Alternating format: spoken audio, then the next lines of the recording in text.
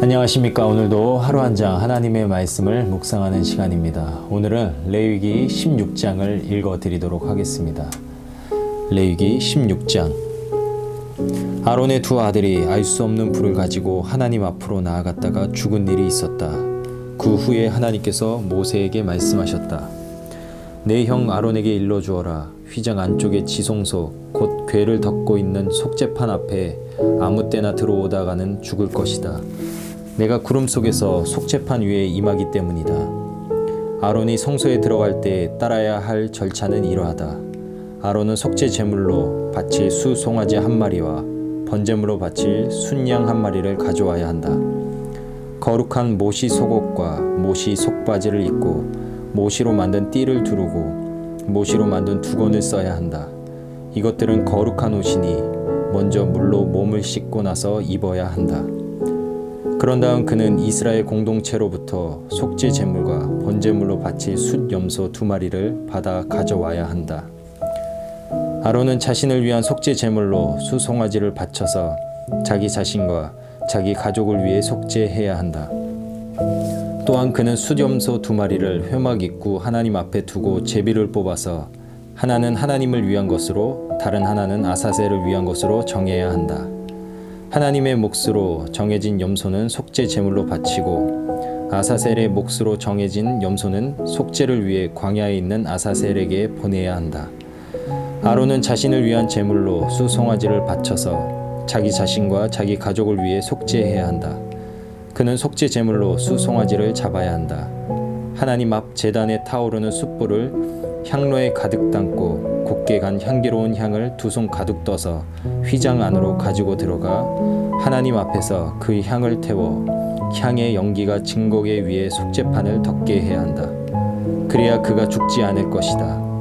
그런 다음 수송아지의 피 얼마를 가져다가 손가락에 찍어 속죄판 위에 뿌리고 속죄판 앞에 7번 뿌려야 한다. 이어서 아론은 백성을 위한 속죄 제물로 지목된 염소를 잡고 그 피를 가지고 휘장 안으로 들어가서 수송아지의 피를 뿌릴 때와 마찬가지로 염소의 피를 제단 위와 앞에 뿌려야 한다.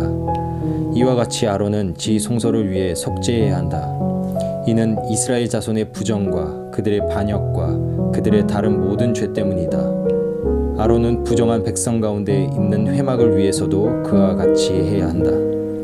아론이 속죄하기 위해 지성소에 들어가서 자신과 자기 가족과 이스라엘 온 공동체를 위해 속죄하기를 마치고 성소에서 나오기까지 아무도 회막 안에 있어서는 안 된다.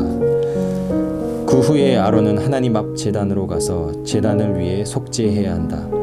그는 수송아지의 피와 염소의 피 얼마를 가져다가 제단의 4뿔에 바르고 그 피를 손가락에 찍어 제단 위에 7번 뿌려서 이스라엘 자손의 부정으로부터 제단을 정결하게 하고 거룩하게 구별해야 한다. 지성소와 회막과 제단을 위해 속죄하기를 마친 뒤에 아론은 살아있는 염소를 가져와서 그 머리에 2손을 얹고 이스라엘 백성의 모든 부정과 모든 반역과 모든 죄를 고백해야 한다. 그리고 그 모든 죄를 그 염소의 머리에 씌워서 대기하고 있던 사람에게 맡겨 광야로 내보내야 한다.